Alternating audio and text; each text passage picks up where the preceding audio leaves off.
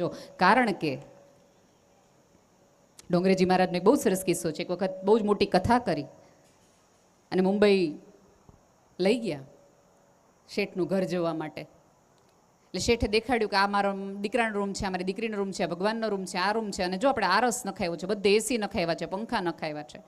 પછી પોતાના રૂમ વખતે એમણે એવું કીધું કે બાપજી બધું જ છે, આરસ છે, ઘર સારું છે, એસી છે, પણ ઊંઘ મને નથી આવતી.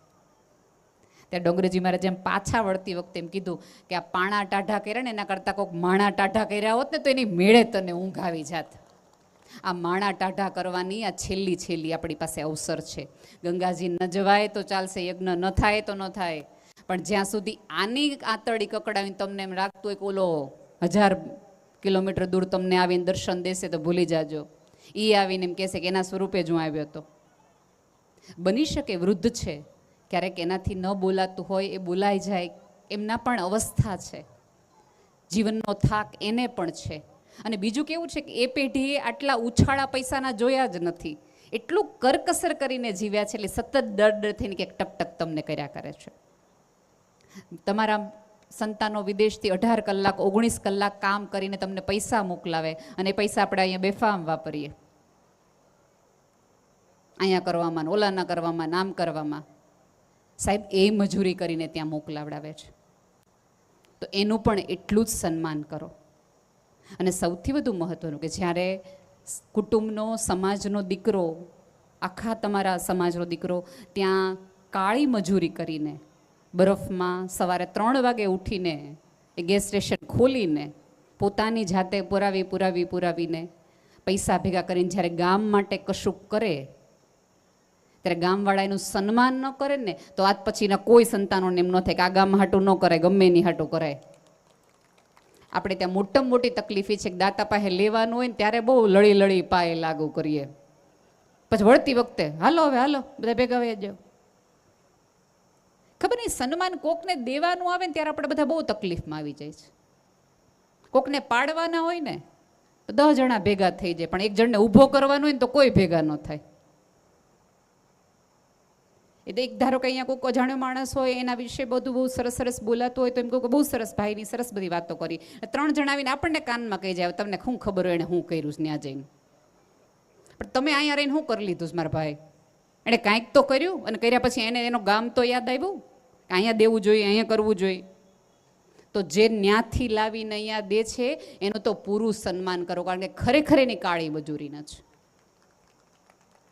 અને બીજું, તમારા જેના સંતાનો ત્યાં ભણે છે, ત્યાં રહે છે, એમને નમ્ર વિનંતી છે કે અહીંયા આવીને સાચી વાતો કરે કે ત્યાં કેટલી તકલીફ છે. ઇન્સ્ટાગ્રામમાં ફોટા જોઈને, બરફમાં જોઈને ત્યાં કોઈ એવા જલસા નથી. અને હવે ભારત એવું ગરીબ નથી કે બધાએ ત્યાં કરવો. જેટલી મહેનત તમે ત્યાં કરો છો એની થોડીક પણ મહેનત અહીંયા કરો ને તો ઘણું બધું સારું છે. કારણ કે હવે ત્યાંના કાયદાઓ બદલાઈ ગયા છે, ત્યાં એટલા કલાક કામ કરવા નથી દેતા, ત્યાં મોંઘવારી એટલી વધી ગઈ છે.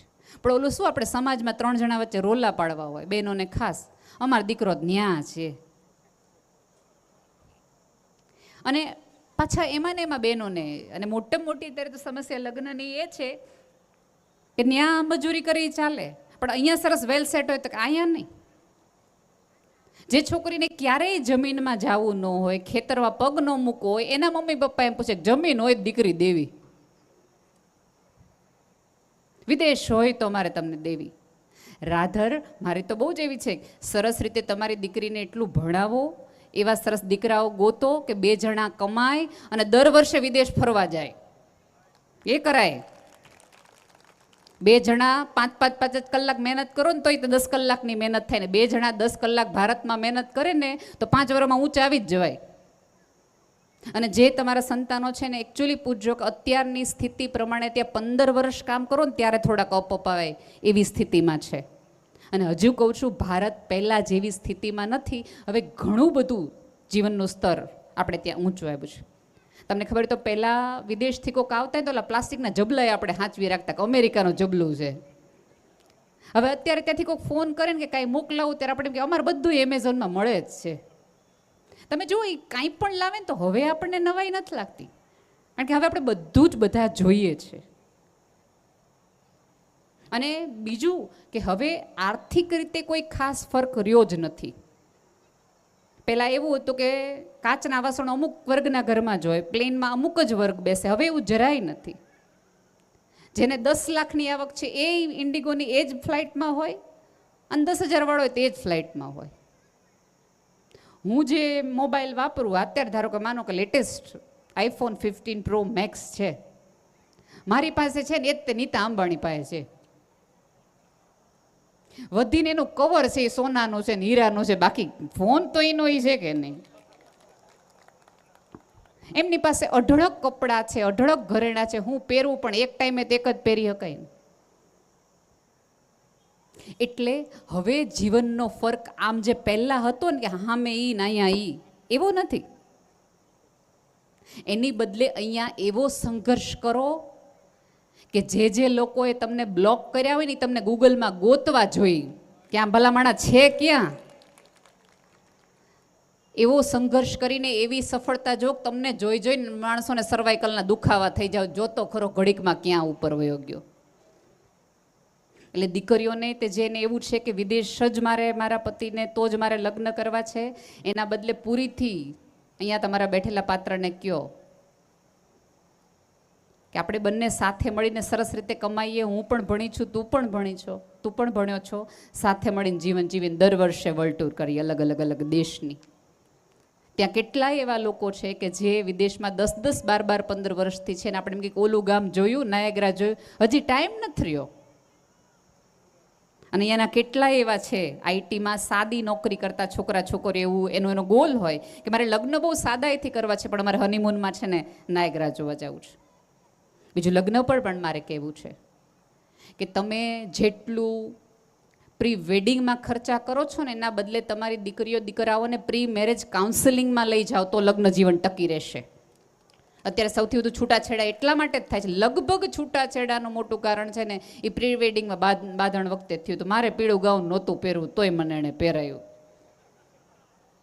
અને ઓલો ફોટોગ્રાફર એમ કે ગાઉન પકડી લ્યો ને ભાઈ 3 વખત પકડ્યા પછી ધડ દઈને હેઠું મૂકે, બધાય વચ્ચે તું મને ખીજાણો.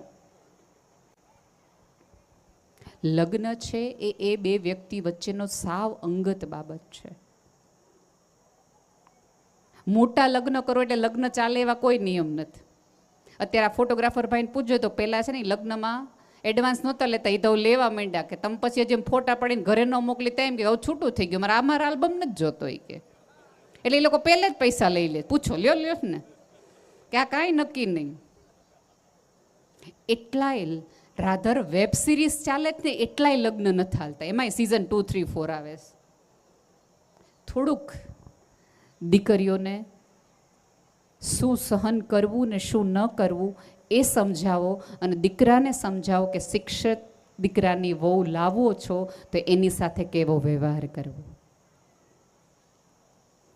તમે પૂરી સન્માનથી અને સભાનતાથી સામેવાળા પાત્રને કહો કે રિયલ ડાયમંડ કે સોનાની બંગડી હું મારા પગારમાંથી લઈ લઈશ, પણ જાહેરમાં અપમાન નહીં ચલાવું.